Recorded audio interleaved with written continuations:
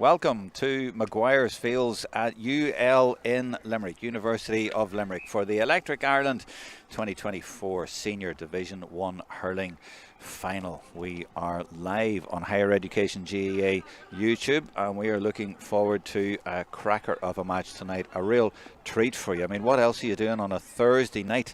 You're getting the top young players in the country in this game. The likes of Colin Coughlin, Garrod O'Connor, and Pádraig Moylan, Billy Reid, UL and DCU. Just the teams are just scattered with all sorts of brilliant young players that are coming up, and they're already have arrived in many county squads and county teams, and of course doing really well at club level.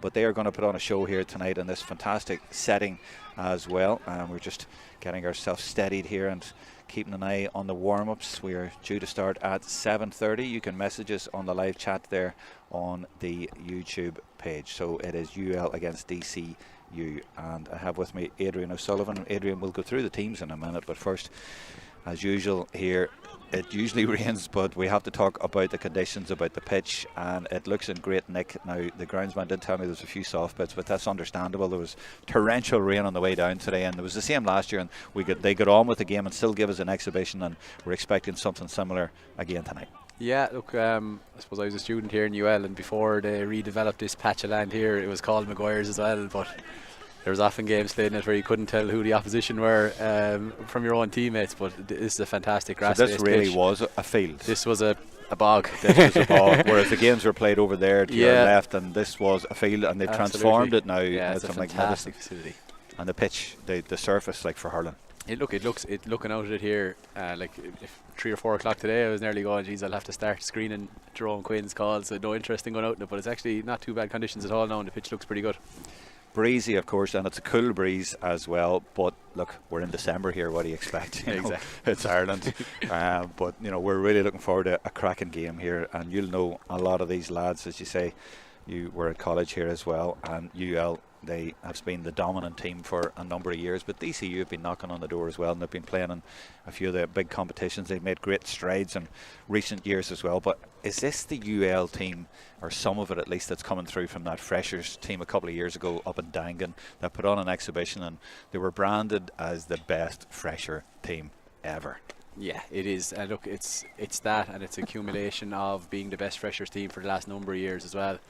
And I suppose DCU have been thereabouts in the freshers for the last couple of years as well, but cumulatively UL have been that little bit better every year, and I suppose that adds up. And just looking at the two teams there now, it does look like a far more experienced UL team. I know you'll take the guys through it now in a sec, but just on paper alone, it does look like a very, very strong UL outfit compared to maybe a slightly more inexperienced DCU outfit. Okay, well, let's look at the UL team then. If we're talking about it, we may as well get a good look at it. And there are names that we will know from the freshers a couple of years ago there, and manager is Brian Ryan, and going from the back, Cian Broderick in goals, and Colin Coughlin, that should be at number 6, not Colin McLaughlin, that's Colin Coughlin, of course, from Ballybrown in Limerick. And then you've Garrod O'Connor, I mean, come on, and that's Cathal O'Neill at number 11, Jack Leahy. I mean, you take your pick. Yeah, well, I think I don't know, am I allowed to say favourite player, Jerome? Go for it. Is that a bit too much of a fanboy? But Adam English, number 9, I think he's after having a whopper of a club season with Doon here in Limerick, and always makes an impact when he comes on for Limerick as well. I think he's a guy looking forward to seeing tonight now at this level, and is someone that we're excited in Limerick about him kicking on to being a starter in the next couple of years, a full starter. But look, a guy that maybe the viewers might not know is Aaron Morgan at number 4. I coached him this year in Kilruane and Tipperary. Real solid operator, a great man marker, pacey, really good at going forward. So of the guys that might be a little bit lesser known, he'd be one to look out for on the UL team. Interesting, thanks for that. There's one change, by the way. Sean Rinn, number 12, is not starting, and in his place it's Sean O'Hanlon, Galway man from Tullochmore, coming in there. So one change there. The DCU team, will show you it, and we'll tell you about their 2 changes. They have 2 changes now. We have them in yellow there, but they were wearing yellow last night in the football, but I think tonight they'll be wearing the navy against the white of UL. But never mind, we will go on and tell you about them. Pádraig Moylan's the captain there. Both number 6s are captains tonight. The 2 changes: midfield, Conor Dolan isn't starting. Instead, Dan O'Meara is coming in at wearing number 18. He's from Maynooth in Kildare. And number 26, Joe Flanagan, a dub from Naomh Barrow, is coming in for 11, Neil Hogan. and that means there's 2 Naomh Barrow players, number 8 Sean Gallagher and Joe Flanagan, wearing 26. I don't know how they'll actually line out, but those are the 2 changes that we have been told about. The breakdown for DCU, well, the counties: 7 Kilkenny, so half of the team really is Kilkenny. That can't be bad. 3 Dubs, although we've lost one of those. 3 Wexford, 1 Carlow, and now 2 from Kildare. UL, well, they have 6 Limerick, 3 Clare, 3 Tip, 1 Galway, and 2 Cork. So who or what is your pick out of DCU? Yeah, look, there's a couple of interesting guys here. I think Pádraig Moylan, the centre back from Dixborough, would have seen a bit of him. We played against him in a few challenge matches this year with the club. He captained the Kilkenny under-21s, under-20s to the All-Ireland a few years ago. In the forwards then, I suppose this is where DCU have their best chance of really taking a hold of the game. Conor Keogh got that famous goal against Kilkenny for Carlow in the Leinster Championship this year. Cian Bourne, the Kildare man, is a real up-and-coming star in Kildare, dominates for Naas and had a great season for the Kildare 20s and the Kildare seniors. And one to keep an eye out for is Ivan Bulger in the corner here. It's probably under the radar a little bit, not on any senior panel I don't think in Kilkenny, but really, really fast, really good man marker, and one that they think a lot of down in Kilkenny. That's why I like guys like you coming along. You pick out the cornerbacks. Your coaches love their cornerbacks because they know their value. And never mind the forwards who gets a lot of scores. If you have a cornerback who can wrap them up there, worth their weight in gold, yeah? Exactly. So Ivan Bulger, number 4 for DCU, and Aaron Morgan, number 4 for UL, the tip man. They are men to watch out for. The referee is Kieran O'Regan, Cork man, and he's Cal McAllister there. He's refereeing out of Cork, but with an Antrim background, a name like McAllister, of course. And John Bugler from Clare, if I've pronounced that name rightly, I think I have. So yeah, the pitch is supposed to have a few soft bits, but I don't see them. And we are just about ready on Maguires field here for this game. As you see, DCU in the Navy having their last minute chat with their manager Paul Carney and getting ready for this challenge. But what you're saying to me, Adrian, seems to be they really have a challenge tonight. They are the underdogs by a distance. Maybe a distance might be a little bit unfair because they do have a quality outfit as well, and they're here on merit. But you'd be just looking at that UL team from 8 to 15 in particular and thinking it's going to take an awful lot of stopping. It'll be interesting if they win the toss, will they play with the breeze and try and dig in and be still in the game going down the stretch. So look, DCU's approach and their setup, but I suppose their attitude as well after a long bus journey down. Are they going to be up for it? Are they going to bring big energy to it? But look, if I had to call it here now before the start, I'd be expecting UL to win by between 6 and 8 points, I think, looking at the teams on paper. The breeze you're talking about, I'm looking at the flags and I'm feeling the cold breeze. Is it sort of coming into us, maybe going from left to right as people are watching, diagonally maybe into the right corner? Yeah, it's kind of swirling a bit. The flags are moving in different directions. Yeah, it comes and goes. It comes and goes a little bit. Hopefully it won't have too much of an effect on the game. I don't think so. So we're all set.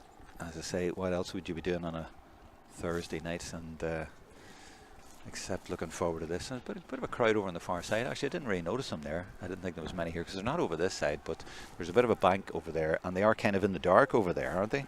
So that's maybe why I didn't notice them, but there is a bit of a crowd there, and hopefully a big crowd online as well. A lot of people getting the opportunity to see these young players, and that's the absolute beauty, Adrian, of live streaming. You know, games like this years ago didn't get shown, and you have guys here who are the best in the business, the best in the country, who have shown over the last couple of years, and they're going to be even bigger in years to come. And what a chance to get to see them up close. It's amazing. I know, it's brilliant. Look, streaming I think has changed the whole dynamic of the GAA and just the exposure it's bringing to the games. And look, like, if you think in the summertime it costs you 25 or 30 euros to go in and see some of these guys, and you can walk down here into UL onto the campus tonight and see 30 of the best young lads in the country going at it, you know, for their colleges, is absolutely brilliant, isn't it? That's the beauty of colleges for me, and always has been. I mean, I remember Michael Murphy lifted the Sam Maguire Cup in September, and the following February he was playing in DCU and on the college pitch, and it's just amazing, and it's just one of the beauties, as I say, of the GAA and higher education GAA.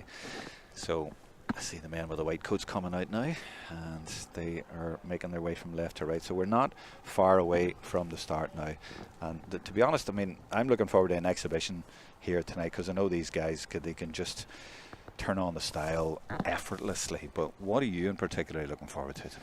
I'm looking forward to seeing how DCU set up. You know, there's a small bit of a Limerick flavour to DCU. Owen Roach is the coach. I know he's not here tonight now because the Fianna are busy prepping for the All-Ireland Club semi-final. But like when Nafina play in Dublin, they tend to withdraw their players and try and hit in the break, and they use the ball really well. So just interesting to see what DCU bring, and then really looking forward to seeing what the front 8 bring for UL. Like, there's serious firepower there. So hopefully we get a cracker. Okay, so tactically, you keep an eye on the tactics then in the first few minutes, and I'll keep an eye on the game here, because we're about to start, and Kieran O'Regan, the referee from Cork, about to start, and it's Leinster against Munster. It's DCU against UL, if you like, and it is UL with the ball right away, and it's Adam English, the man that you like, and there is the ball fired down into the forwards, drilled in towards the full forward Aidan O'Connor. DCU trying to deal with that one, and I think that was the number 18. Yeah, that's the number 18 for UL. That is Sean O'Hanlon. If you didn't hear me a few minutes ago, he is the one change.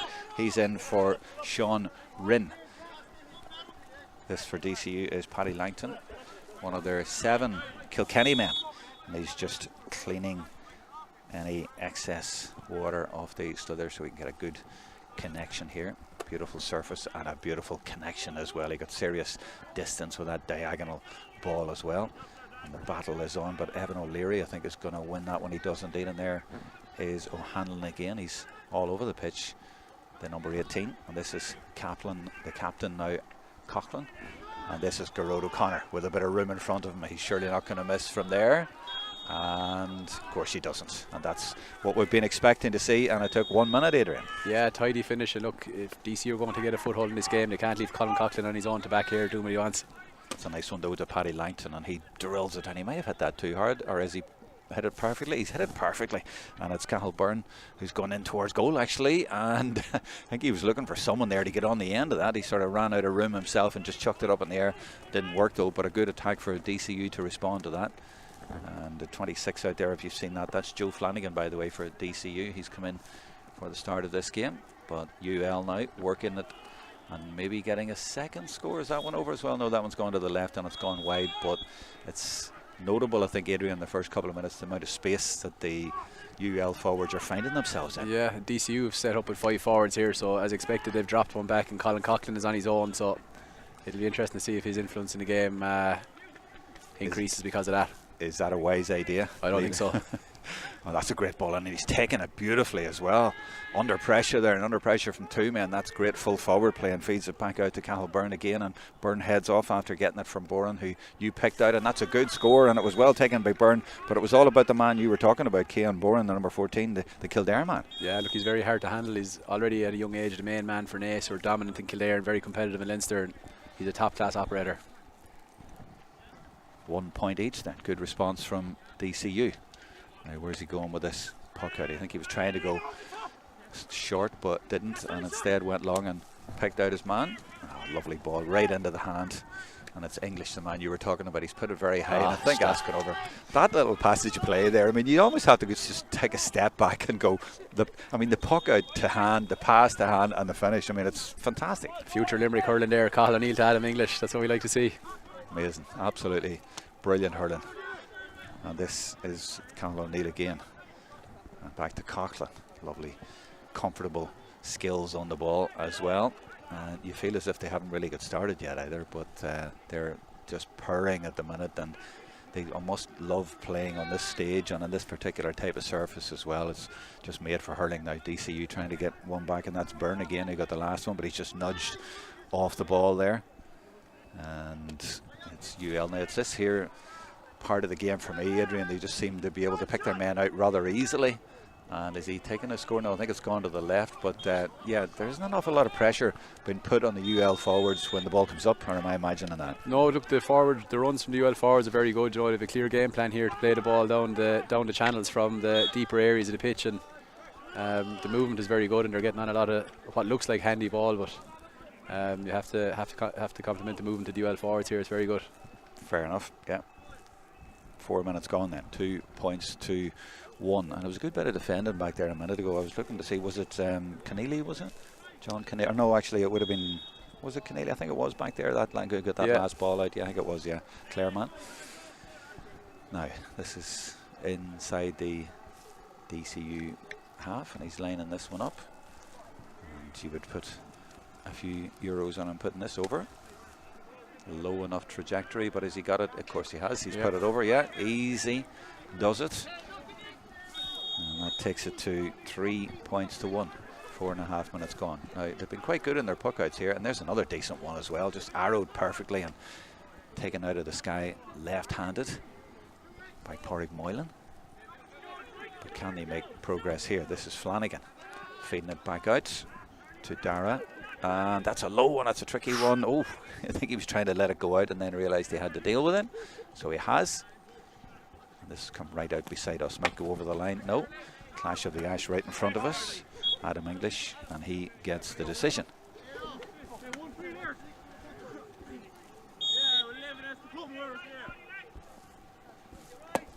He goes a low one, a daisy cutter.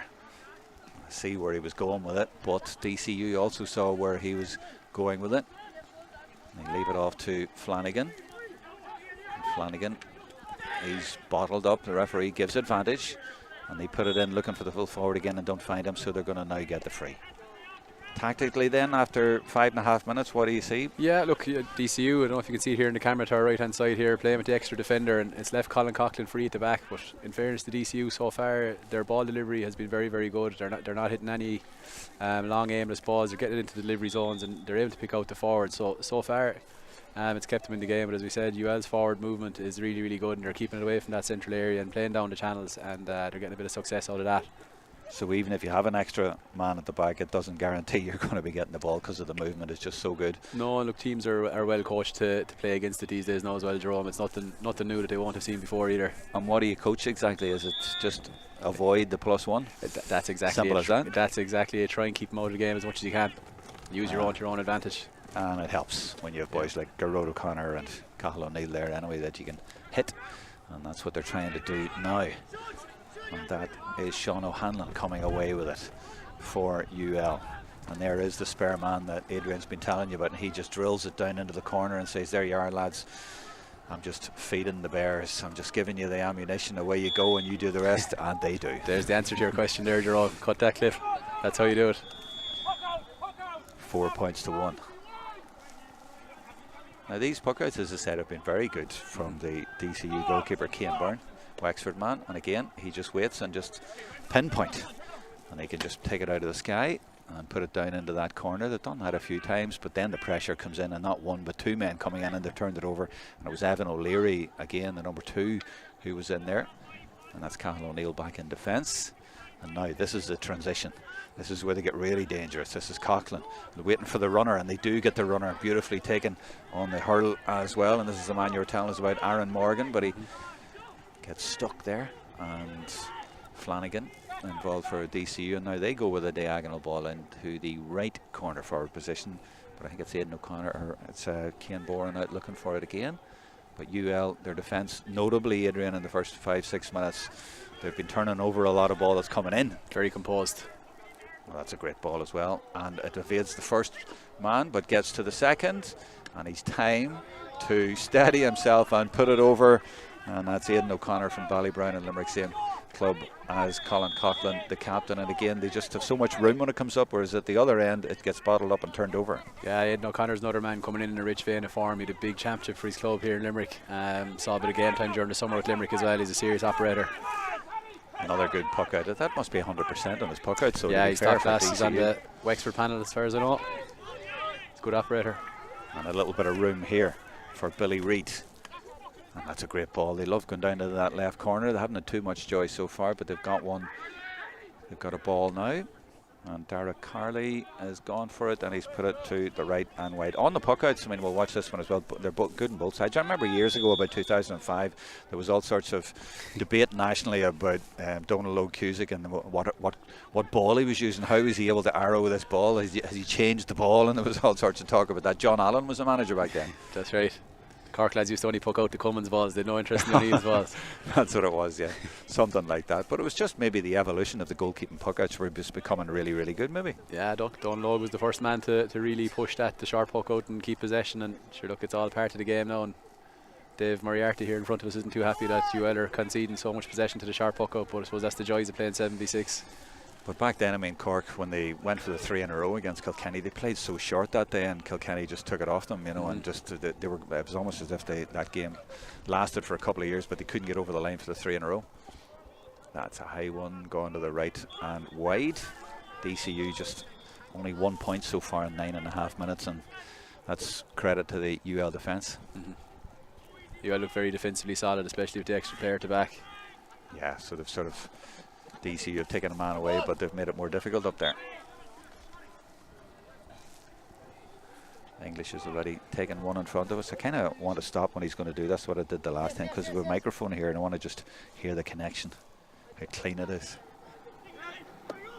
That's a nice sweet short one, and beautifully taken on the run as well. And is he going to get it over? Now it's going to the right from Brian O'Sullivan, but yeah, that's a sort of a rehearsed move, yeah. That's definitely a rehearsed move. You can see a bit of a pattern to UL's puck out here as well, as they're targeting Cathal O'Neill in the air, and Adam English is making sure he's in behind the break. So two no better lads to have under your puck out, really. Exactly. DCU have gone short this time.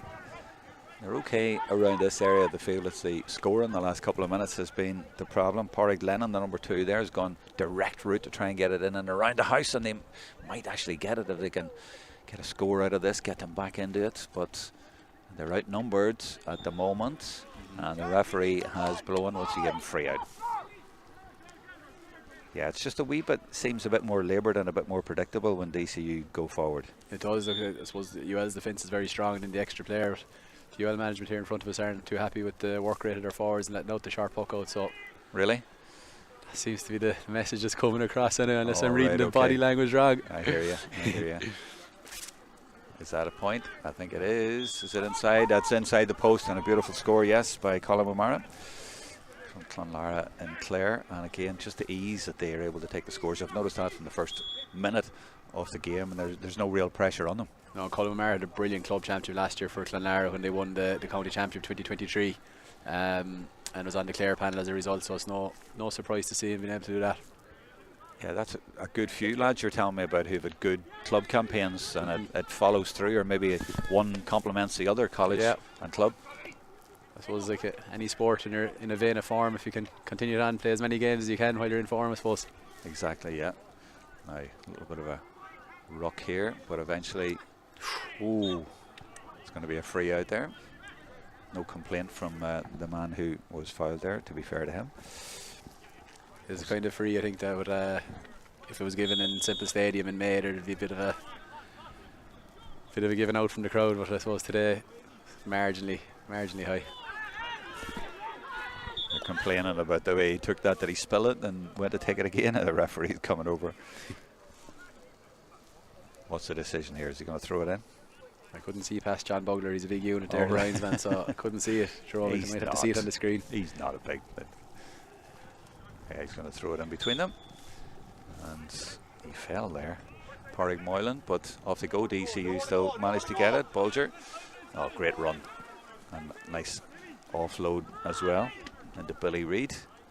And that's the area for me, Adrian, where they keep breaking down that sort of ball in there. It's a bit of a 50-50 ball when they put it in, and as you keep saying, like the extra man is in there as well, so they need to find another way of doing it. And they did try a minute ago, just bombing one in towards the square area, but it didn't work either. And look at that for a strike. Oh my goodness, just casual and economic and just so accurate, isn't it? Yeah, top class. Look, Jack Lee did a good, and again, sounds like I keep saying it, but I suppose I watched a lot of club hurling, and had a really good year for him. McKilly and won a county championship in Cork, and he was probably the star man here last year when we were here for the freshers final as well. So another guy who's kind of ticking all the boxes that we might see in a Cork senior jersey in the not too distant future. And this is the guy you were telling us about before the game, Ivan Bulger, to watch out for him. A nice wee burst from him.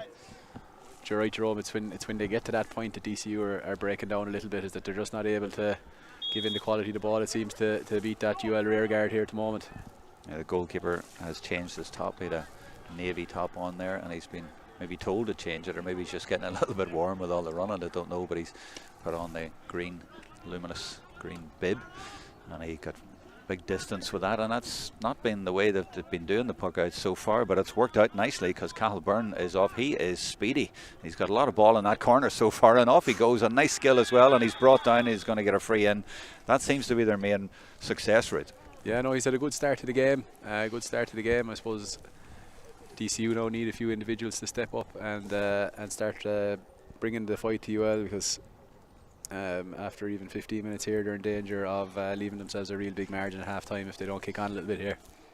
puck out was interesting, wasn't it? Just bombing it for length rather than picking out players, which is what he was doing for the first 12-13 minutes. Yeah, I suppose look, they probably got the message on. Like, I suppose there's a difference between winning your possession from the sharp puck out and actually what the outcome of it is. So they mightn't have been overly happy with the outcome of the sharp puck out. So I suppose they went for plan B.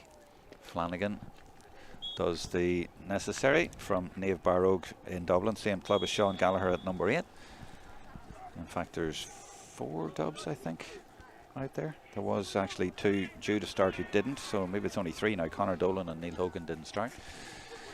So we're over the first quarter of the game, and it's 7 points to 2.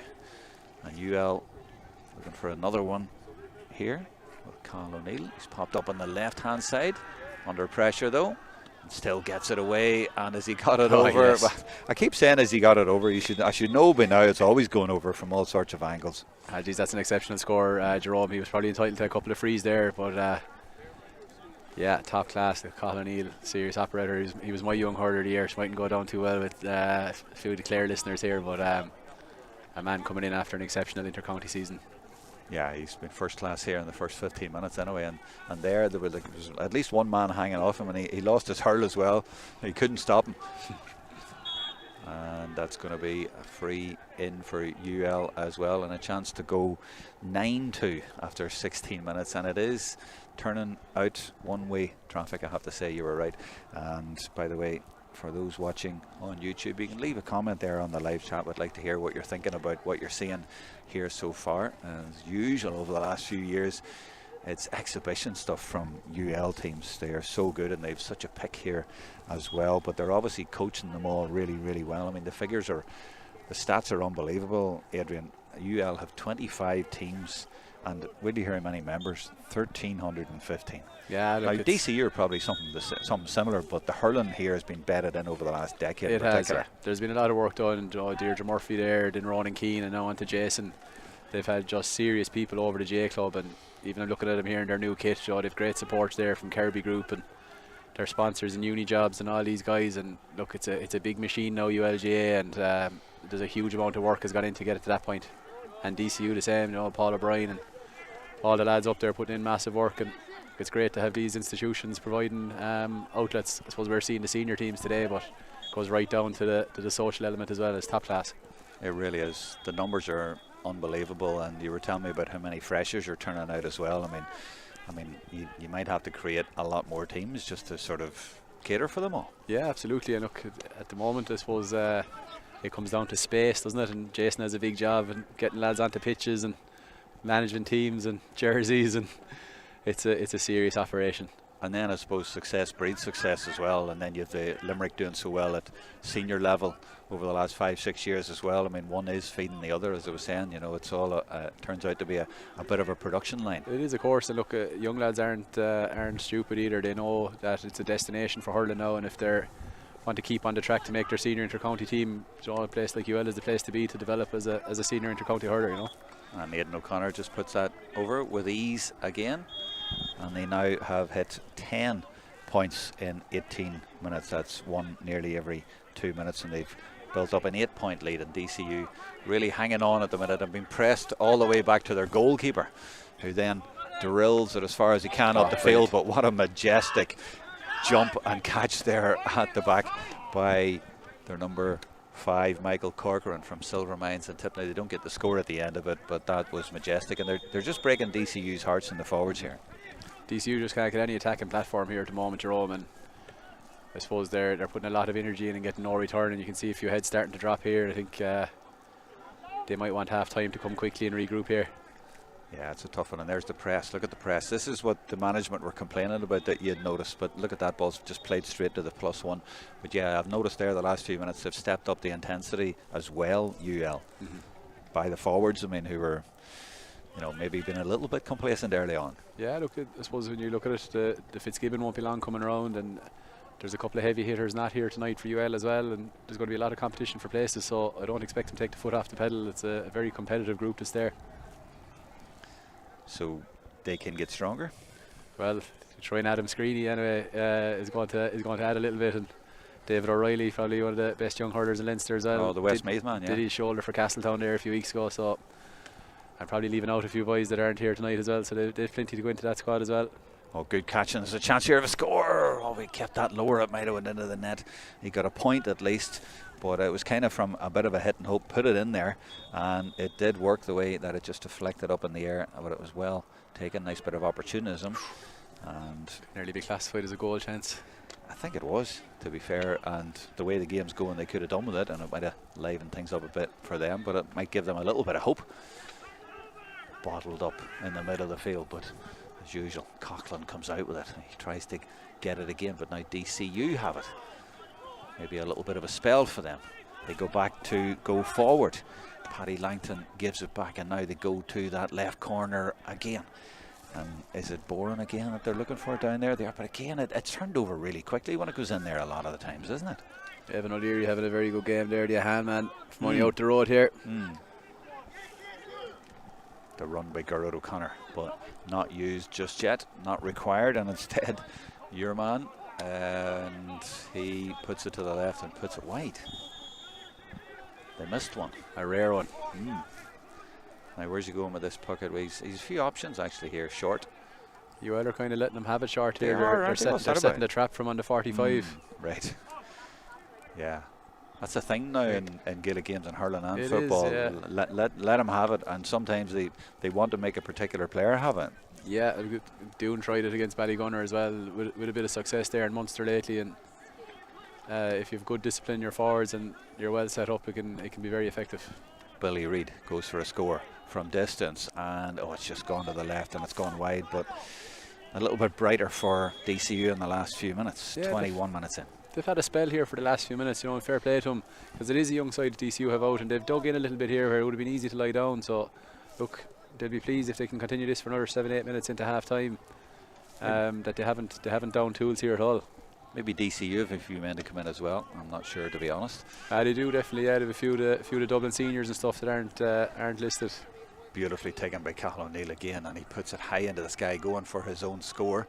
I was going to say that's a little bit audacious. Why don't you pass it to your mates? But it went over the bar, so I can't say anything. It's top class.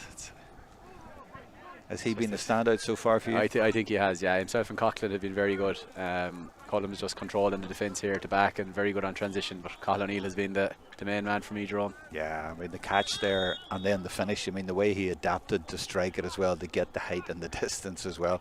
He seems to be playing with serious confidence. Yeah, and look, he's always been like that, since I've seen him first 15, 16, coming up through development squads and stuff. And as a minor, he was a real top class minor, but always a classy operator. And just the way he carries himself around the field, and great attitude as well, top class. Yeah, absolutely. But a chance here for Flanagan now to get another one. A lot further right than the previous one for him. If he just does know he's gone to the right, it's going to drift to the right. Yeah, and that's another missed opportunity. Well, they've only 3 points on the board, DCU, but the last 5 minutes they could have had a goal and 2 or 3 points. No, look, it's definitely been an encouraging spell for DCU. They've been a lot more competitive. But they just need a little bit more into half time to give themselves any sort of a chance. And they're looking for Cathal O'Neill again, and again his left hand goes up. This time he doesn't catch it, and he's under pressure there, and it's good work by the number 18 Dan O'Mara for DCU, and they get the decision in the end. I mean, that's what they got to do, Adrian. When the ball's dropping under Cathal O'Neill, they've got to sort of shake him off it, if that's the right expression. They've got to get in and around him. Yeah, look, whatever chance they have, they need to keep it out of his hand, but look, it's very noticeable that Adam English is behind Cathal O'Neill every time he goes up for the ball as well, so UL are conscious of winning that dirty ball, getting on those breaks as well. So he's waiting for the scraps, and no better man. This is Langton now. He's had a lot of ball, but again the ball into the forwards has not given the forwards much of a chance, and UL love to counter then, and they go forward with Colin O'Mara. And now this is Jack Leahy, Cork man, and inevitably they turn it over, they get a point. That's a superb score. If you could clip that, it's just an excellent transition and a brilliant finish from Jack Leahy. And they're not even going down the sides, it's right up the middle. 24 minutes gone, 12-3, 9 in it. And there's a ball down into the corner, and actually number 8 back there, Brian O'Sullivan for UL. Who's got it? UL come out with it, and again, and it is O'Sullivan, and he's been blown for, is it over carrying? O'Sullivan from Kanturk in Cork. So this should be a point for DCU. I get the feeling already that we're not talking about the decision being in doubt here. It's more just admiring the quality of the play.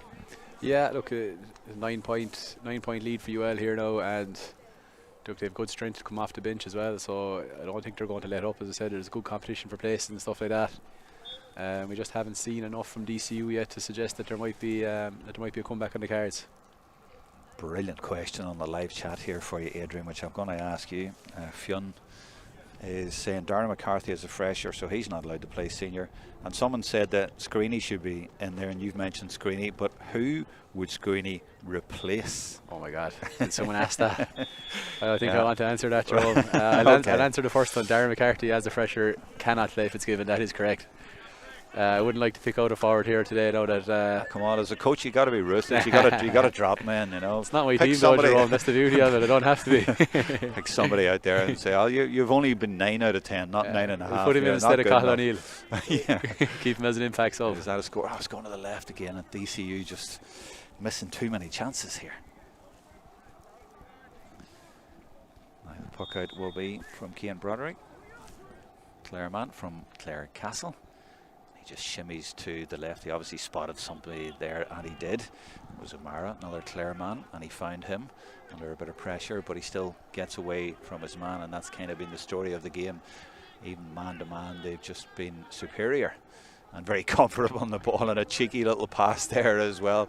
Lovely little pass and a little show off. We're starting to see all sorts of exhibition superb skills here now from UL. They're turning on the style, they're enjoying themselves out there, and maybe even getting a little bit cheeky, but we love it. We like to see it. There's a ball down into the corner for DCU though, and again, look how many white jerseys are back. So the work rate's unbelievable as well. It goes with all the skills. Yeah, look, Evan O'Leary there again. I've been very impressed with him, Jerome. Yep.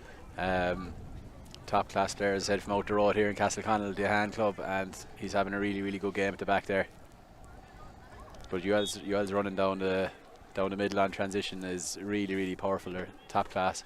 I mean, the last one, they went down the middle and there was a collision as well, shall we say, and he just, I think the DCU man nearly bounced off him.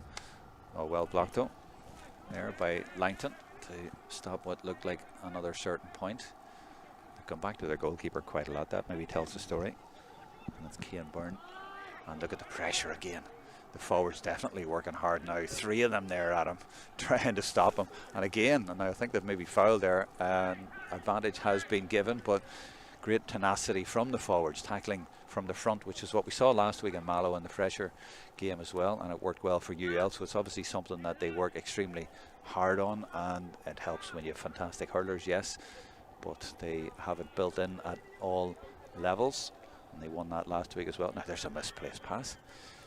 Is that one of the soft patches there, but the ball just held up a little bit? But otherwise, pitch in fantastic condition. Oh, look at this run up the middle. Just go on ahead yourself and then play a lovely ball in. And is he going to get it? Of course he is. He's lost his hurl, but he's given it back out again. It was Coughlin who started it, and has it been finished? No, it just goes wide. It just goes wide. 28 minutes gone, 12 plays 4. The only thing we haven't seen really is a goal chance. No, there's been no clear-cut one. I suppose a half chance for DCU, and that's about it, Jerome. Yeah, but UL, I mean, I suppose they're just getting that many points. They don't feel the need to go in a bit closer. There's a lot of space back there, but not using that. Ivan Bulger does well, and Cathal Byrne. Those two have done very well in the first half. And do you know what? A lot of these wides are just going wide. Marginal stuff. I suppose that is the difference between the teams. You know, UL have been just that bit more clinical. DCU have missed a few chances from relatively easy positions.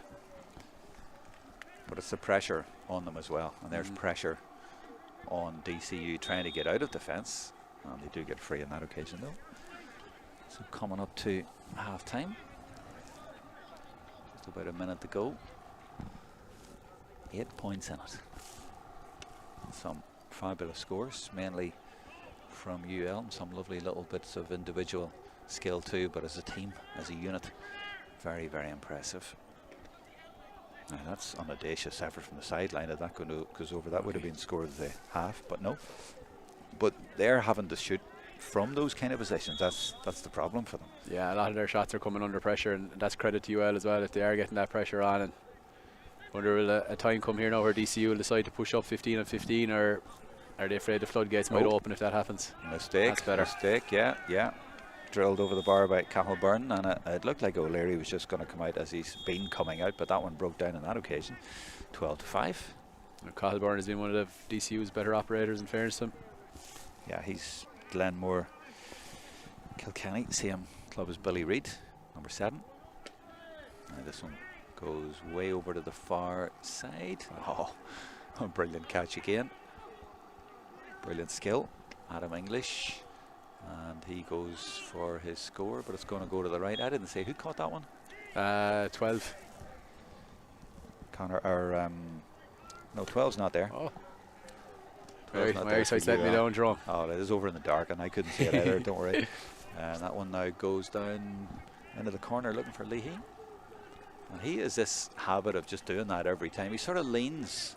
Now he's missed that one there, but he's that sort of style, hasn't he? He sort of leans away from the player and swings. And it's been effective for him up to this time, but not on that occasion.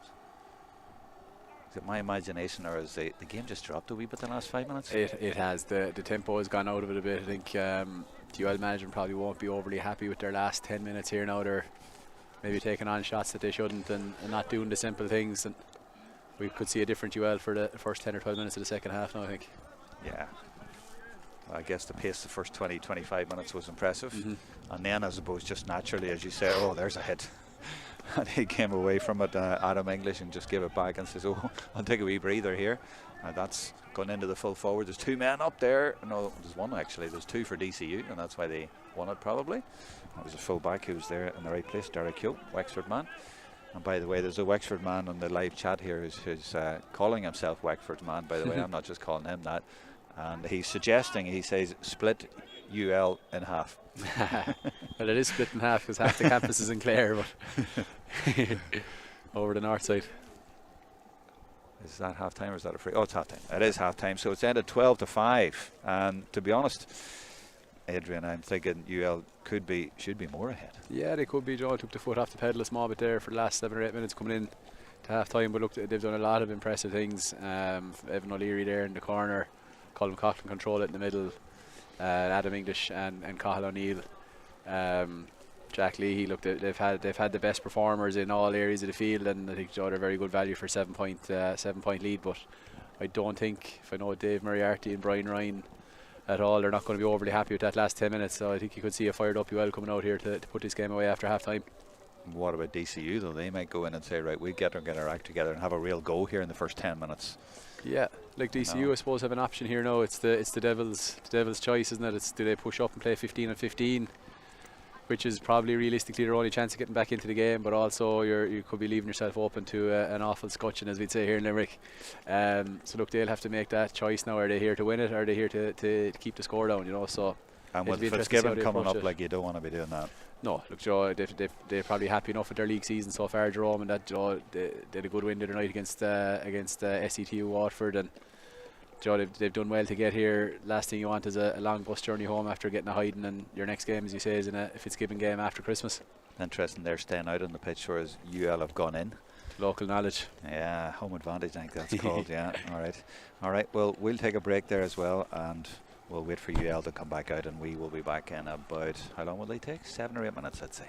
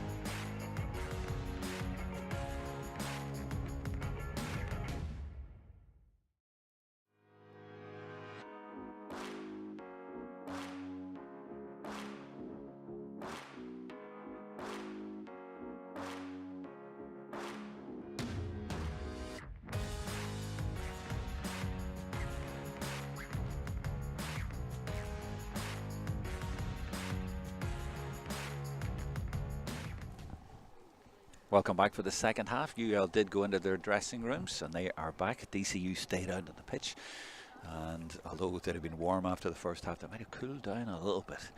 Looking around to see any changes. There is a number 18 out there in the middle of the field. He did start the game. In fact, both the 18 started the game. What else are you spotting, Adrian O'Sullivan? I think if UL brought 22 on over on the far right. He's in a bit of a dark patch now, but looks like he's on wing back for Michael Corcoran possibly. So Mike Fitzpatrick, 22, is in, and we'll work out who has gone off and any other changes. The referee, Kieran O'Regan, now making his way to the middle of the field. And off we go for the second half of this 2024 Electric Ireland Senior Division 1 Hurling League Final. Well, it's UL in the white, DCU in the navy, and they've started the second half certainly at pace, and they are going at them. That's a brilliant run, but blocked down. I think it was John Keneally who stopped that run by Billy Reid, stopped him in his tracks there just as he was looking to pull the trigger. But certainly good intent at the start of the second half from DCU to take the game to them. And is it too early to tell, Adrian, if they've gone man for man? It is a little bit too early, yeah, but look, I'm delighted to see that out of Conor Keogh. He was one of the lads I was looking forward to seeing here tonight on the DCU side, and hadn't really produced in the first half. That's what he's capable of. But it does look like DCU are still sitting the sweeper here at the moment, Jerome. We'll find out in a second whether it's just for the free or not. So Conor Keogh from St Mullins and Carlow, it was indeed. That one launched deep into territory. And now the spill. Who's going to get it? First minute of the second half, 7-point deficit for DCU. Not an awful lot in hurling, but the way the first half was played, you'd be surprised if DCU got back into it. But they do seem to have more urgency at the start of this second half. They've been under pressure as usual from the UL forwards, but this time they get out, and that is Billy Reid. And that is the dark side you were talking about. Not that they've moved to the dark side. And what's the decision there? Oh, there's somebody injured. It's number 5, Paddy Langton. And he's the helmet off. That's never a good sign, but it looks like he's some sort of hand injury, has he? But he seems okay. Just as it settles down a bit here now, it does look like Colm Coughlin is on his own here at the back again. So DCU have obviously doubled down on the extra man at the back, and they're going to try and hang in here for a while yet. Yeah, so that's same as the first half. So Colm Coughlin standing on his own as a +1. Actually, that number 5, Langton, is going to the side. I wonder, is that going to be temporary? You just see him on the edge of the shot there on the left. He has gone to the side, so are they temporarily down to 14? DCU. Oh, where is this one? You can't do that. No. The referee let it go though. And DCU might even get a score at the end of it. No, blocked out.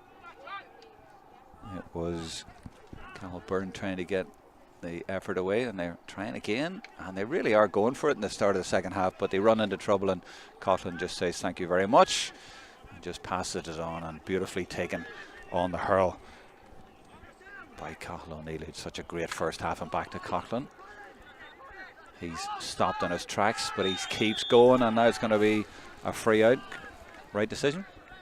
Yeah, I think so. Right decision, in fairness. Look, the ref hasn't put a foot wrong really tonight. He hasn't had too much to do either, but I think Colin will be disappointed there. Maybe he could have moved it on a little bit quicker, but again, Cathal O'Neill, it's like a thoroughbred going down the field there. It's savage to watch. He really is. I think it's more when you're up this close, Adrian, when we see him, and people mightn't be getting that so much when they're watching on the screen there, but when you're up close here, thoroughbred is a great word for him. You think, my goodness, what an athlete, you know.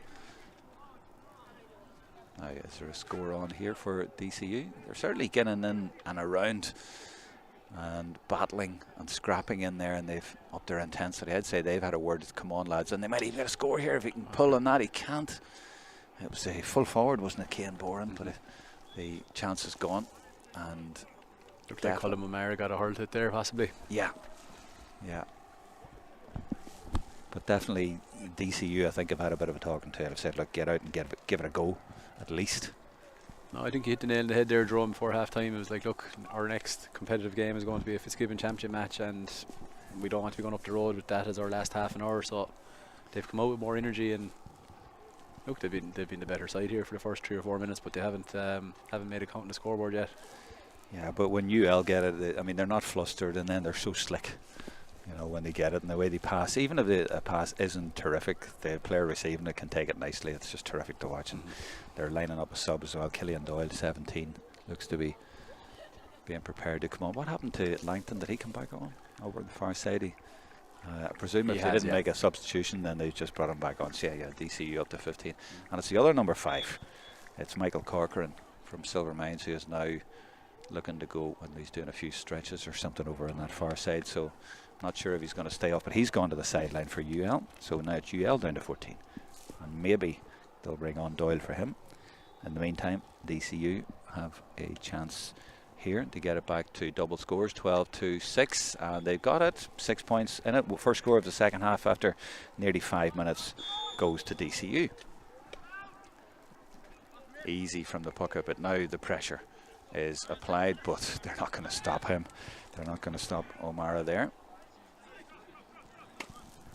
And that's O'Sullivan putting it down into the left corner.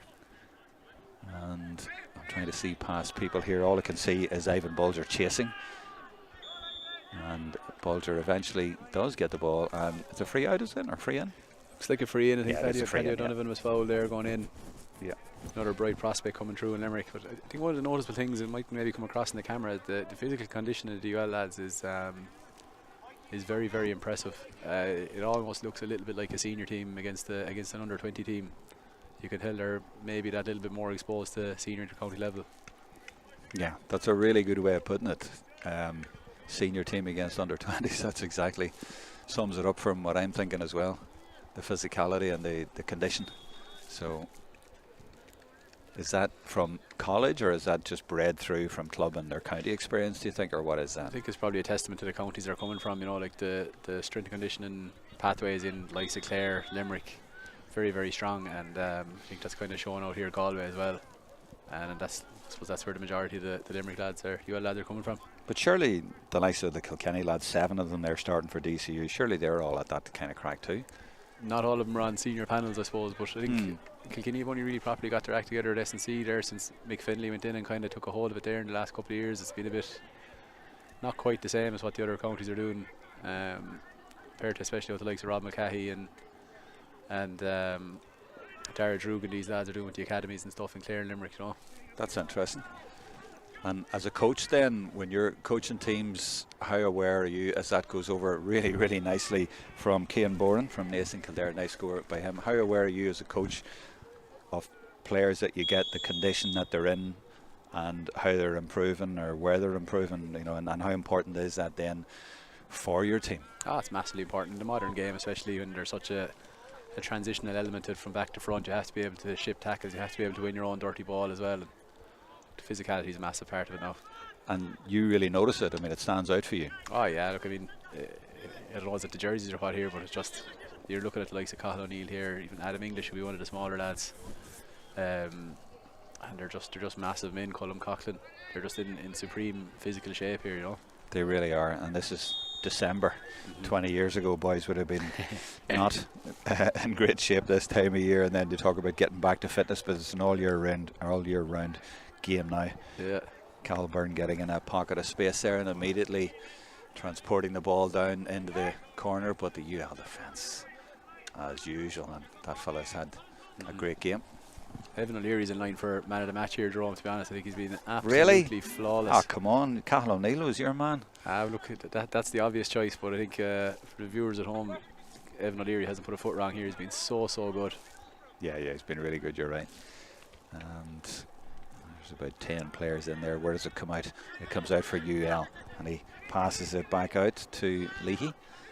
And another nice little show by your man English. Oh, lovely give and go. This is fabulous stuff. It's beautiful. Absolutely poetry in motion. That is top class. Brilliant from Jack Leahy, first of all, and then the 1-2 is absolutely magic. Yeah. Poetic, as you say. That's fabulous. Slick and so powerful as well, and accurate, and really is terrific to watch. Great stuff. And it takes it out to 15-7. So they didn't score in the first 5 minutes, but they've scored 3 points in the last 4. That's Flanagan for DCU. Down the left, around the fringes. UL men chasing him and nearly putting him over the line, but they actually foul him and he gets his free. And he's limping a bit there. That one hurt. DCU have definitely brought the fight to UL a little bit more here in the second half, to be fair to them. Yeah, they're really going for it. They must have got a bit of a talking to at half time, and they're going for it. There's no doubt about that. I'm just checking on the YouTube there in the live chat. Feel free if you would like to leave a comment there or a message for us on the live chat. There's a huge audience watching the game. Every time I look, it's been well over 1,200 devices watching the game. It's great to be able to bring this game to all of you wherever you are, all over Ireland and abroad, or maybe just down the road. There could be people at the game here watching it on their phones while they're at it. That one's wide, and it's 15-7. And I'd say most people have been impressed by just the skill and the physicality and the way that UL played their hurling. No, it's very good to watch. Play a bit of the Limerick style, transitioning from the back and picking out really, really good passes and excellent movement inside. And look, it's really impressive to watch up close here now. And I take it that's not a coincidence that they play the Limerick way and we're in Limerick. Yeah, look, I suppose Clare kind of play similar to that as well. All about using the ball and getting the ball into the fast forward. So I suppose they're influenced by their surroundings a little bit as well. Brilliant. Substitution there, by the way, as well. Flanagan went off for DCU. Don't know who came in, but UL looking to get another score. And you talked about physicality. That's not the first time I have seen a UL player crash into a DCU man and just bounce off him. No, it's Mike Fitzpatrick, and he got it. He's a big man. Good puck out, gets possession for DCU, and then that's Dan O'Meara wearing 18, but he started the game, making a bit of progress here. But then the ball goes straight at O'Meara, the other O'Meara, Colm, and there's your man O'Leary getting tore in again. But hold on, it's broken for Billy Reid. And is that going to drop inside? I think it is, just about. Is it? Oh, that was close. That was close. So 41.5 minutes game gone. Remains 15-7. And you know, if DCU had taken more of their chances, they definitely could have been closer. But I feel that UL could pull away if they wanted as well. And he's just pushed him over the sideline there. I think you're right there, Jerome. I think if it did get tighter, I think there's a couple of more gears in UL yet. I think they're very much in the comfort zone here now at the moment. Garrod just gives that one back to Coughlin. And it's this little accurate ball that they're very confident about playing, and they're very comfortable with it as well. And there's Coughlin now, just angling it in a beautiful catch again, and a gasp from Adrian there. You just love to see these sort of skills. Yeah, look, I'm a big fan of Aidan O'Connor, Aidan O'Connor. I think he's a guy that could really step up for Limerick in the next couple of years. Now is he going for his own score? There's a few men in there. He is going for his own. Has he got it? He has. Great score. Apologies to UL fans for pausing as if I was doubting you. Jack Lee has racked up a bit of a score here, hasn't he? We haven't really spoken about him too much, but he's been very impressive. He has, yeah. Corkman, number 13, yeah. And that takes it to 16-7. 9 in it again, as it was at half-time. So they've restored their 9-point lead. Goalkeeper for DCU, Byrne, pumps that down into the left corner. Now, can they get something out of this DCU? They certainly are scrapping it, given that everything they have come away with it. And it's Byrne, the other Byrne, not the goalkeeper. He's Cian Byrne. This is Sam Byrne, number 13. And now they get it inside. And this is one of their main men, Byrne, the other Byrne, Cahill Byrne, from Glenmore and Kilkenny. And persistence there, more than creativity and slickness, shall we say. Yeah, no, it was a good score. And look, he's probably been DCU's leading light, hasn't he? He's put in a very good performance to Glenmore, man, in fairness to him. Puck out from Broderick. Comes over our side. Spills. Who's going to get quickest to it? Just passed along the ground there nicely. And here comes the burst from English. He goes right direct down the heart of the defence and acts as if he's going to leave it off and doesn't. Was it overcarrying? Oh, he did for overcarrying, yeah. I thought he was going fouled once or twice before. I thought he was, yeah, I think so. But I think he was looking for the spectacular there. I think he was maybe trying to get through for a goal, but didn't get there. Another sub. Killian Doyle for Was he not on already? Oh, he Michael was Corcoran. warming up about 5 or 6 minutes ago. I think it was actually Aaron Morgan to been off at half time. We said it was Michael Corcoran, we missed him. Yeah, yeah.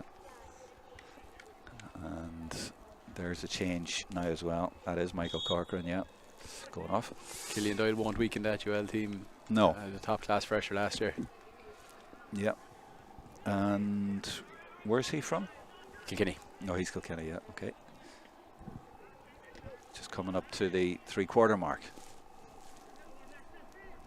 DCU's full forward, Boran.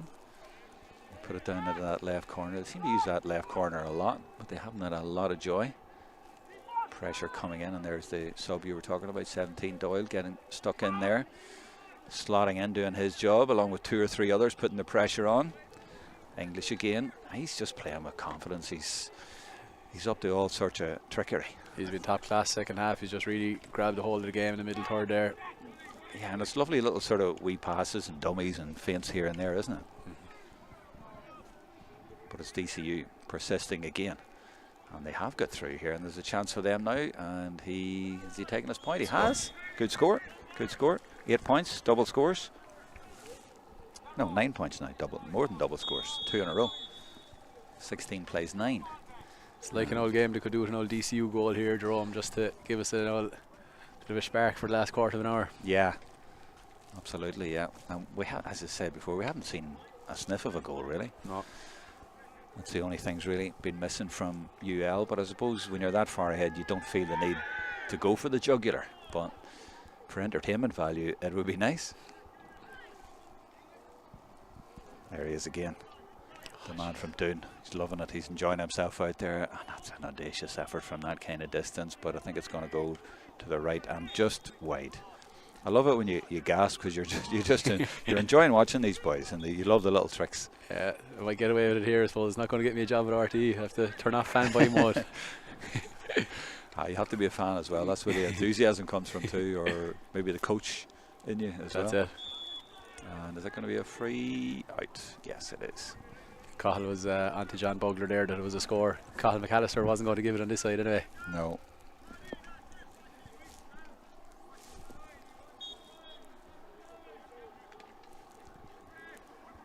Where's this one going? I was going to say we're going to see another catch. Not quite from O'Neill. But there comes the ball into the full forward line area. And Leahy's there, the man you were talking about. He's under serious pressure, forced back out into the corner. Still manages to hold possession. And I don't think he could even have seen O'Neill there, but he still managed to pick him out. And then the finish was applied. Was that 19? 19, yeah. 19, that's Hannafy. Jeremy Hannafy. It's down as Fahy in the programme, but it's Hannafy. Yeah, Oran Moorman, his sister Niamh won a bag of Ashbourne Cups here with UL back in the day. Ah, right, that's the connection. But yeah, nice wee score. And to me, as I say, from Leahy there, the way he played that across, I don't think he even looked.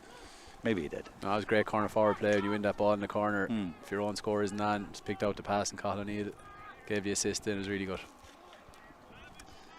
Somebody on YouTube saying the wind's a big factor. It's not really. It's died, hasn't it? No, actually the conditions are about as good as you're going to get for December here now at the moment. Exactly. Played back out now to Dan O'Mara. To Langton for DCU. Why do they keep going to the left corner? Every single time it goes out there. It's hard for me to see over there, lads. Play it this side. That's Boran. And blocked down. And UL defence working as hard as ever. Look, 3 of them there. Sure, that man again, Evan O'Leary, with 2 blocks. Yeah. I tell you, Jerome, he's starting to rack up the defensive stats, as the Yanks would say. Unreal. He's in the mix here for the man of the match for me. Well, here, you picked out 2 corner backs to watch before the game, but he wasn't one of them. No, but he's he really wasn't. impressed you. Yeah, he's been top class. Oh, beautifully taken on the run by Cahill O'Neill. Is he going to put it over? Oh, he heard us talking about maybe Evan O'Leary getting player of the match, and he's just nailed that one, Adrian. It's outrageous. Absolutely outrageous. As a Limerick man standing here now, has to be very, very impressed with O'Leary, English, O'Neill down the middle here, and top class. Encouraged for the future. Absolutely. Brian O'Sullivan, Corkman, and they come back to Colm O'Meara, Clareman from Clonlara. That's beautifully taken in the corner for UL. And has this one gone over as well? No, Ed hasn't. That was Paddy O'Donovan, 15, and Leahy, 13. Quick puck out, looking for their captain, Pádraig Moylan. From Dixborough and Kilkenny. Offloads again down the left. He's turning now. Maybe going to play it down the right this time. He is over our side now. A little bit easier for us to follow, but won back by that man O'Neill, who's just stepped it up again. And what a beautiful ball played in there. Oh, I thought that was going to be a classic as well. He just wasn't able to take it in a stride, Adam English. And Moylan clears his lines out to Langton. And once again, down into the left corner. Not having an awful lot of joy when it goes down there, but Sam Byrne is going looking for it, and they are going to get the decision. It's going to be a line ball. And I think we're calling for another sub, and indeed UL are making a sub. Ian Byrne is coming in, number 20. He's going straight over to the full forward area. Paddy O'Donovan is coming, is he? Is it? I think so. 15.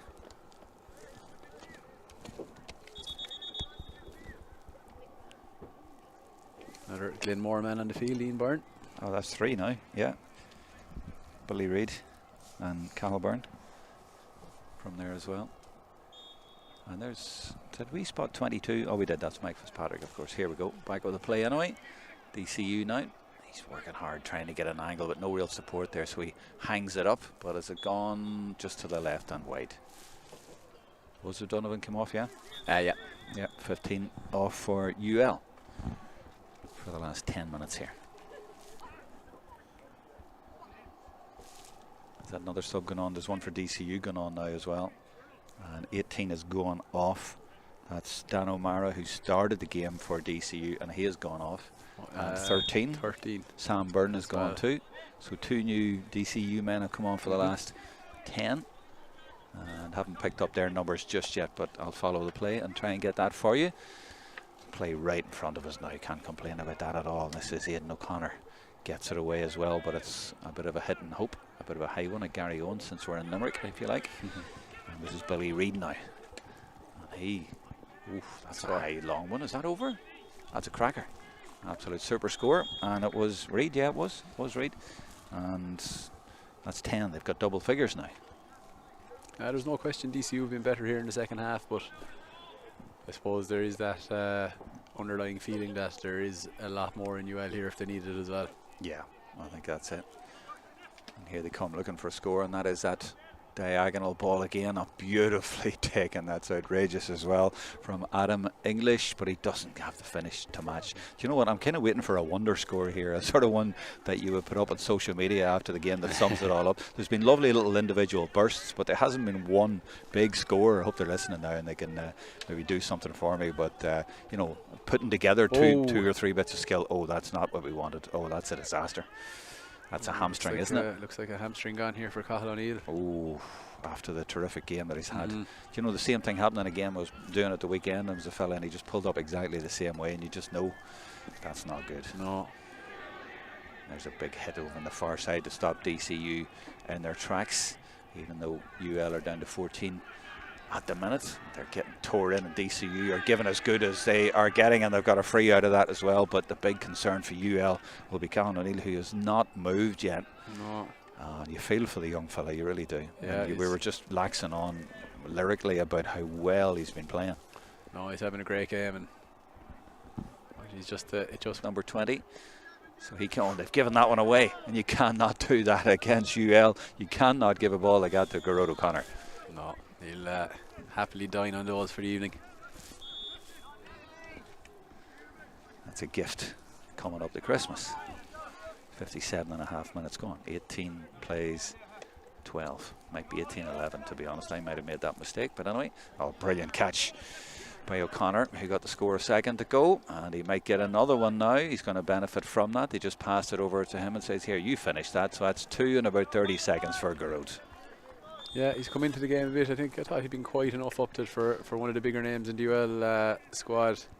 But he's kicked on here now for the last couple of minutes, and he's got himself a couple of good scores.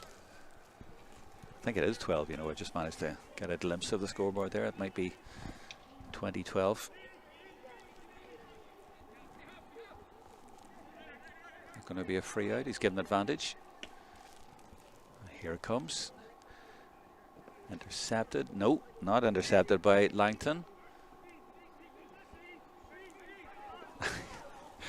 He's just fallen over trying to get the ball up, and DCU will pounce and get it back, and they do. It's Connor Keogh, Carlo man. Now here's a one-on-one. Can he fend off his man? He does. That's good work by Boren again, and he fancies this. He just hangs it up, and is that going inside? I think. Oh, it's just going to the left, going to the right. Yeah, they've missed quite a few by small distances, but not that it would go as far to say that they've been close enough to suggest a bit of a shock here. This is Sean Gallagher.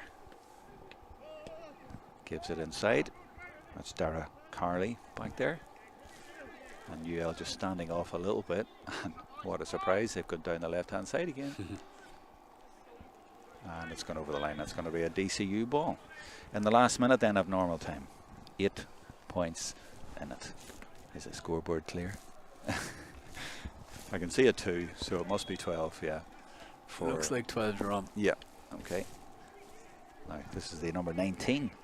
Killian Dunn for DCU. That's his second good one of the night. A good impact since he came on. Yeah, absolutely. Yeah, he's brought something to it. And, you know, DCU, decent second half. I mean, there were 9 points in it at half time, and so they've two better than that, 7 in it now. I have to give credit to DCU. Look, they've stuck to the task. It's not easy, and I think they'll be in a much more positive frame of mind on the road back up to Dublin now after that 30 minutes than they would have been at half time. But from a UL point of view, I mean, I don't think they've been in top gear tonight. They've more than done enough, and they've showed that they can go up a few gears in the new year, I'd say, for the Fitz. What do you think? Oh, absolutely, yeah. Looked very impressive looking, but look, Fitz is Fitz. It's championship hurling, and UL would have been raging favourites last year as well, and Mary I had something serious to say about that, and look, Galway are very strong as well, and UCC have a good crop as well. They were quite competitive in the semi-final last week, so it's shaping up to be an excellent competition again. I love the Fitzgibbon. Fitzgibbon's always top class, so it's a great start to the hurling year. Absolutely. Can't see down there myself, and there's a pillar in the way as well of our cameraman, but it's UL emerging with the ball. He's not going to score from there, is he? That's outrageous. You might see it on the camera here because it was hard to see, but it looks like he stuck it over from inside the 21. Well, I did ask for a special score, and that one is special. There you go. Just didn't follow it myself. And was it English? It was. It was, yeah. No, the yellow helmet spotted, yeah. And obviously the way he played it as well. But yeah, lovely score. So they've carried on despite the blow of losing Cathal O'Neill. And there is another one. And they're finishing strongly now, just kicking through the gears to finish. The few subs have brought that bit of energy now for the last few minutes. Yeah, they can do that one now if they want. 62nd minute then. 22 points plays 13. And still not a goal chance. I don't think we're going to get one. No. 1/2 chance early doors for DCU, and that's been about it. Yeah. Was that a solo? Did he play that with his foot there? He lost the hurl. It looks like he did. Yeah. Not sure what the ref was giving the free for here now. He could have left him off for the bit of skill. That's because he was playing football and it's hurling, that's why. He's after signalling there that you can't kick it back up to yourself. But I thought you used to be able to, so I must have to brush up on the rules myself, Jerome. So you can't do a solo? Just as well. Someone tell it to Tomas McCahey. He cost us a Munster championship in '92. Soloing the ball in from about 40 yards in Forky Queeve. Was that 32 years ago? Yes, it would have been, yeah. We'd be bitter enough in Limerick, like we wouldn't forget those things. You're not going to let that one go. This is Garrod. Scored 2 points a few minutes ago, and this could be the last action of the game, or near to it. Just to finish the job and make it a 10-pointer. It's back to 9 points as it was at half time. He's put that so high it's nearly over the ball net. Is it over the ball net? It is. Yeah. Referee looks at his watch, but we go on. We'll have another minute maybe of this excellent hurling standard. Ball played down into the corner there by James Carroll. That is number 17, who came on for DCU, also wearing a yellow helmet. Coughlin hooked. And it's good from DCU, and he slips it through. That's Sean Gallagher. Slipped it through, and could he get a score here? I think that's going to be, and indeed it is a good score by Killian Dunn. It's his third one since he came on. Yeah, as you say, the subs have done really well. 23-14. We're into the 64th minute now, and we will be staying on for the presentation, by the way, of the cup. That's extremely high as well. They might be going to lose another slither if that goes over it. No, it doesn't go over the ball net. And the referee blows his whistle and listening out for a full-time whistle, but that wasn't it.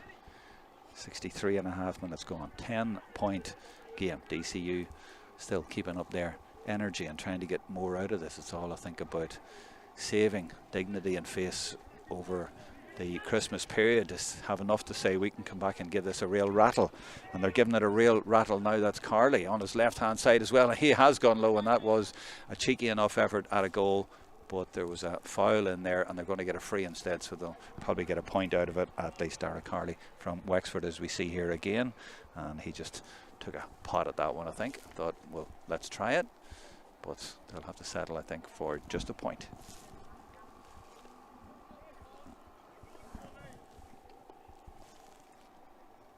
Crowd very quiet, aren't they? But I suppose there's not an awful lot to shout about. It's more an admiration thing. It's been a kind of a game that was played at one pace for a lot of it. I suppose Cahill going off there has kind of killed a bit of excitement in the crowd as well. There's supposed to be a lot of people worried about the injury and stuff, and look, the game has been done and dusted for a while now as well, so I suppose it's not to be unexpected. Brian O'Sullivan putting that in there, but well taken by Bill Hughes, who's done well in defence for DCU since he's come on as well, and that's Derek Hewell, number 3, getting it over to the dark side. That last slither, by the way, went over the ball net at that side too. That's a couple lost. Well, that one might be lost, more lost than the other one. Expensive game now, slitters. It can be. Oh, a storming run now. Is there going to be a big finish? That is Diarmuid Hanafi, and they get it out to Sean Rinn, and he applies the finish as we go into the 66th minute of the game. And it has been pretty standard procedure for UL when we come down here. Their teams always put on a show, and they've done that again, and they have won this game pretty much at a canter, and they have won the league in the end at a bit of a canter as well. And the only downside has been that hamstring injury, we think, to Cahill O'Neill, where he had to go off after he had such a great game. But it is UL emerging as victors once again here in Maguires Field, home territory, of course, and they're going to get the cup, which we'll probably see presented around here in the next 5 minutes or so, so we'll stay on for that. But in the meantime, Adrian O'Sullivan, player of the match. Look, I suppose if we start on the DCU side, Cahill Byrne, I suppose, really took the fight to UL, I suppose, all throughout the game, and was very, very impressive. Killian Dunn was very good when he came on as well. Very, very good when he came on. But I suppose a lot of the star performers, Jerome, were on the UL side.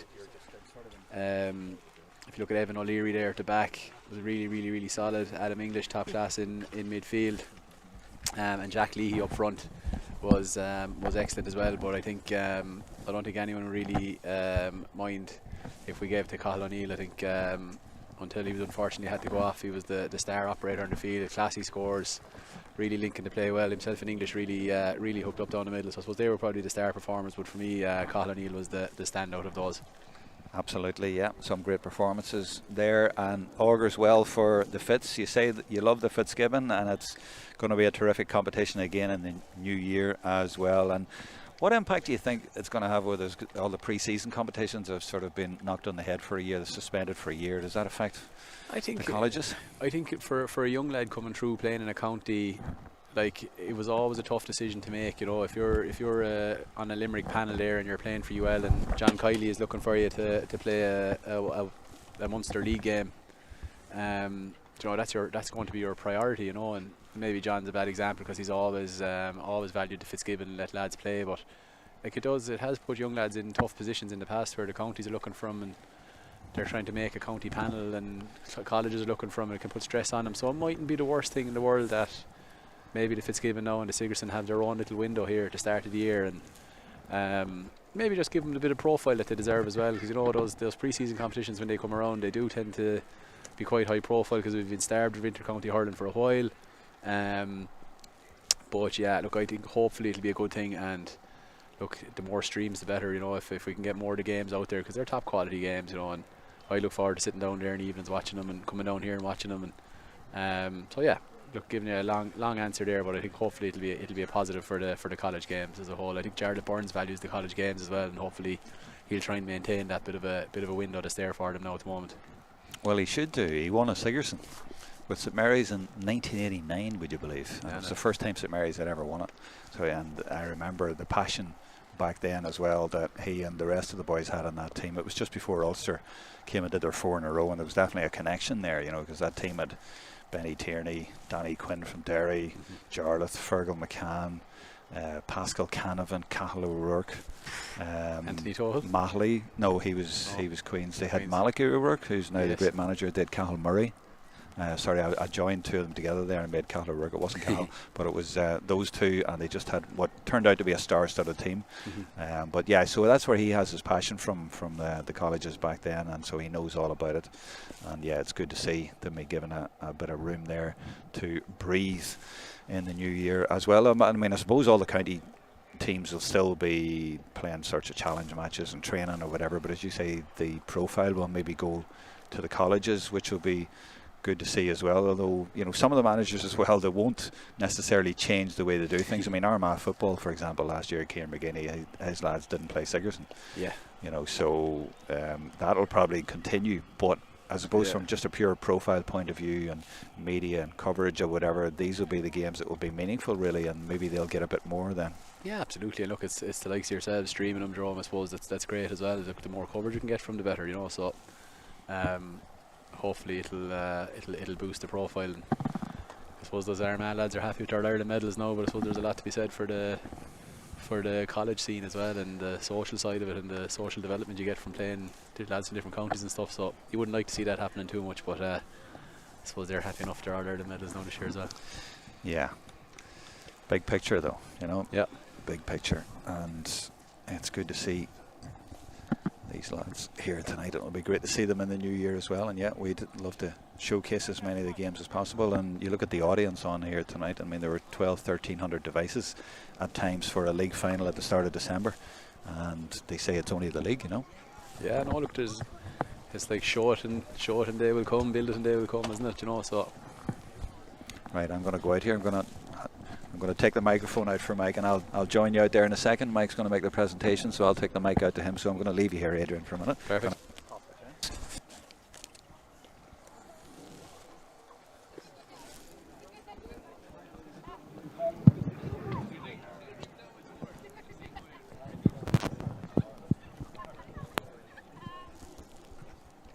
Right, I'll hold it, Mike.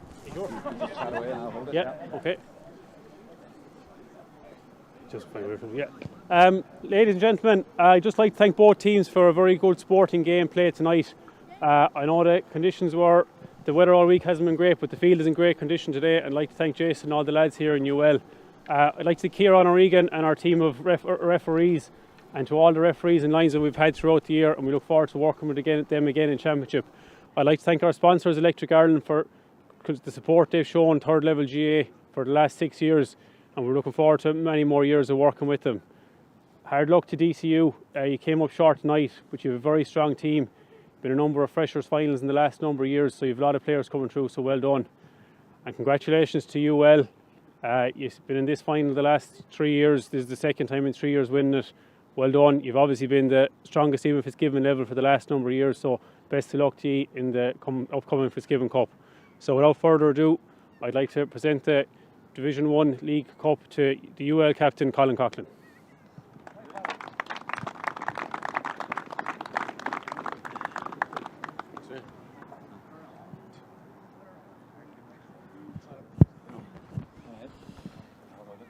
No, first and foremost, just like to thank the referee and his officials for refereeing a good game today. It wasn't easy with the conditions. I'd like to thank UL Sport and ULGA, Jason in the office, Fields and Savage and Nick for the time of year. So fair play to you. I'd just like to thank our 3 sponsors, Kirby Group, Unijob and Fidelis. To Brian and the management team, just thanks a million, and we'll drive on now throughout Christmas and into the New Year. Same to the boys. And just the DCU, look, it wasn't easy playing a semi-final on Monday and having to come down here on Thursday night given the conditions as well. So fair play to you, and hopefully we both go far enough to meet each other after Christmas. All the best. Thanks. Carl, just before you go, just one quick comment. I mean, I know you're delighted to win it, but the injury to Cathal O'Neill, that's a savage blow for you, and I'm sure you all feel very sorry for him.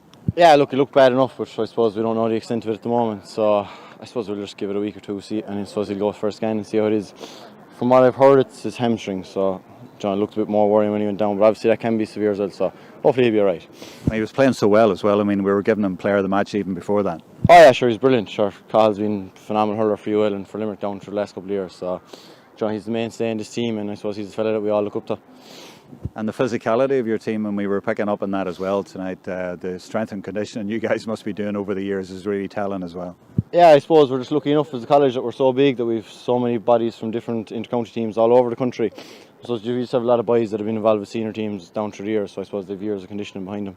You've made the progression from freshers, we saw you there a couple of years ago, a lot of these guys have come through, and there's such competitiveness even to get on the team now. I mean, there's boys that obviously still even to come in. Yeah, I suppose there's boys coming in there that won a Freshers All-Ireland last year, and there's boys that contested if not won it the year before, and I suppose we were the year before that, and I suppose it's the same with DCU there. We played them in the Freshers final when we were in first year, and I suppose the boys played them last year as well, so I suppose it's no surprise, I suppose, the two of us are in this final. So how much are you looking forward to the Fits after Christmas then? I suppose we're always looking forward. It's the kind of hurling that we love, and it's the kind of hurling that everyone enjoys getting out and playing. So I suppose even though the time of year and the conditions mightn't be great, it's a good bit of crack, and I suppose we're looking forward. I hear the conditions weren't great on the way down here today, but the pitch has been immaculate as usual, and it always stands up, doesn't it? Oh yeah, phenomenal. No, not many games are played here throughout the year, but whenever there are, it's always in top order. So fair play to UL and UL Sport for keeping it the way it is. All right. Thanks, Colin. Well done. Good man. That's Colin Coughlin there. Congratulations to him and the UL champions here tonight. And that's the end of our coverage with Adrian O'Sullivan and the whole team here at Maguires Field in Limerick. We hope you enjoyed it, and the coverage last night as well from DCU. From the whole team here in Limerick, it's goodbye.